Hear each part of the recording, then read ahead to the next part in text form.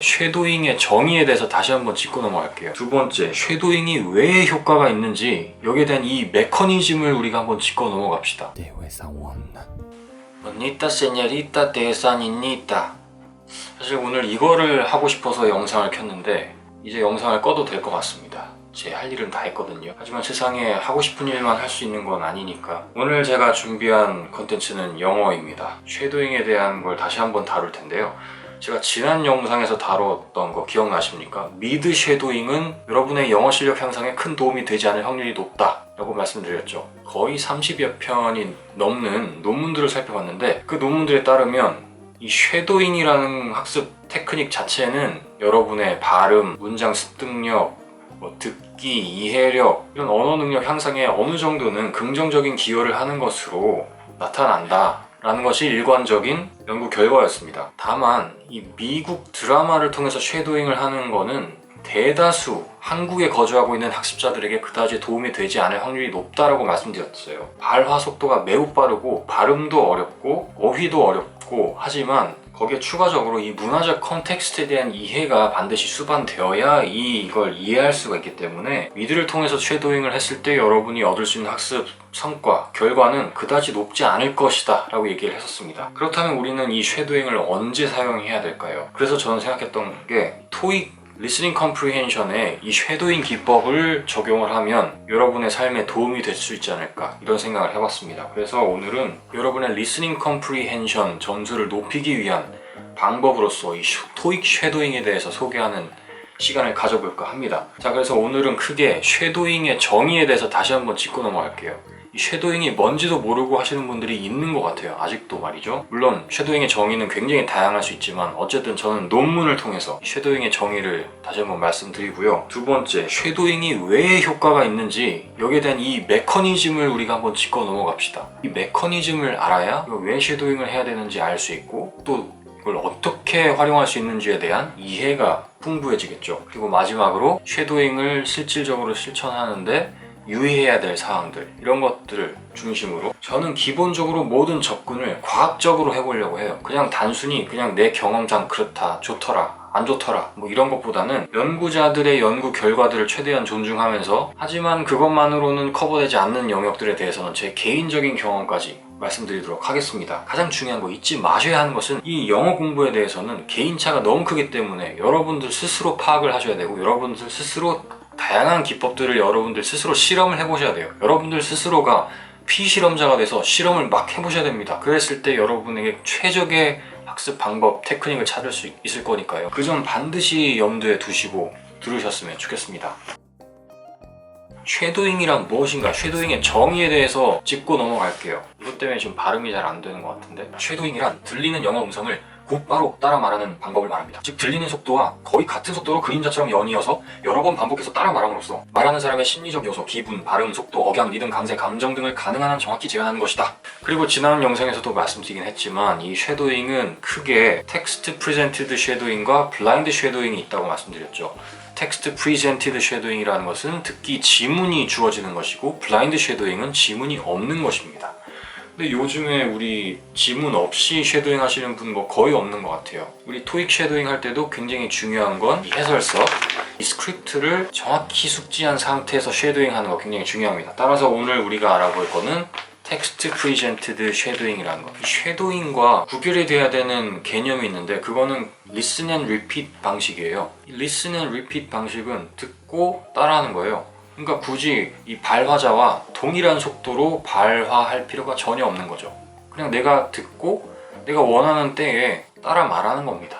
그래서 쉐도잉은 따라 말하기와는 다른 개념이다. 이걸 또 기억하셔야 돼요. 자, 그러면 이 쉐도잉이 왜 효과가 있는가? 이 메커니즘에 대해서 우리 한번 알아보도록 합시다. 이것도 제가 논문을 참고해서 말씀드릴게요. 이 쉐도잉을 통해서 학습자는 뇌를 활발히 사용해서 신경계의 연계성이 커지고 학습한 내용이 오랫동안 기억되며 들은 내용을 그대로 발화하는 자신의 목소리를 듣는 두 번의 듣기 과정을 통해서 기존에 아는 지식, 그렇지 않은 지식을 구분하여 더 많은 내용을 알게 된다 라고 말합니다. 무슨 말인지 모르시겠죠? 결론적으로 말씀드리면 이 쉐도잉을 하면 더 많은 주의 집중, 어텐션이 할당이 되기 때문에 언어 학습을 촉진시키고요. 단기 기억이 아니고 장기 기억에 저장이 된대요. 이 쉐도잉은 들리는 소리와 최대한 비슷한 속도, 그리고 그 외에 다른 요소들까지 최대한 모방하려는 시도를 해야 하기 때문에 학습자들이 긴장을 하면서 노력하기 때문에 흥미를 제공한다고 여기서 말합니다. 이건 잘 모르겠네. 흥미로운가? 쉐도잉은 적극적인 참여를 동반하는 학습법이기 때문에 더 큰 학습 효과가 나타난다. 그리고 학습자들은 이 쉐도잉을 통해서 말이죠, 자기 목소리를 들으면서 이 원어민 발화자의 목소리도 같이 듣기 때문에 나의 발음과 원어민 발화 자료와의 차이점과 음성 규칙을 인지하게 된다는 거예요. 그러니까 이 쉐도잉이라는 과정을 통해서 학습자는 원어민 발화자들이 이 특정 단어라든지 문장을 어떻게 발음하는지에 대한 명확한 인지가 생긴다는 거죠. 이 쉐도잉을 통해서 우리가 기대할 수 있는 가장 큰 효과는 이 TOEIC Listening Comprehension 이 발화 자료를 Comprehensible Input으로 만들어버리는, 이게 핵심입니다.